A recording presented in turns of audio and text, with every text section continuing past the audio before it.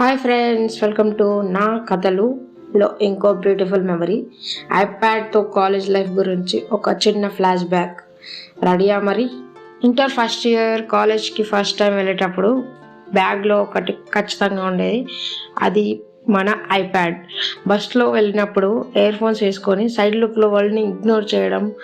అందుకే అందరూ అంటారు మ్యూజిక్తో వరల్డ్ని మ్యూట్ చేయొచ్చు అని. కాలేజ్ బ్రేక్స్లో ఫ్రెండ్స్తో చిల్ అవ్వడానికి ఒక స్పీకర్కి ఐప్యాడ్ కనెక్ట్ చేయడం, అందులో టాప్ 20 సాంగ్స్ ప్లేలిస్ట్ రెడీ, వీటితో ఎంజాయ్ చేయడం. ఆ సాంగ్స్లో మన బ్యాచ్ వైబ్ ఉండేది మావా, సూపర్ అంతే. క్రష్ని చూస్తున్నప్పుడు సాంగ్స్ చేంజ్ చేసేటట్టుగా యాక్టింగ్ చేయడం. ఐప్యాడ్లో సాంగ్స్ కాదు మావా, మనం మాట్లాడకపోవటాన్ని కవర్ చేయడం.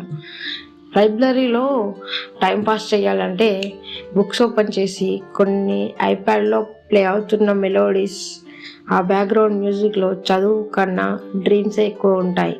కాలేజ్ మొత్తం ఒక సైడ్, కానీ ఐప్యాడ్లో ప్లే అవుతున్న సాంగ్స్ మాత్రం అన్ని మెమరీస్ని రికార్డ్ చేశాయి.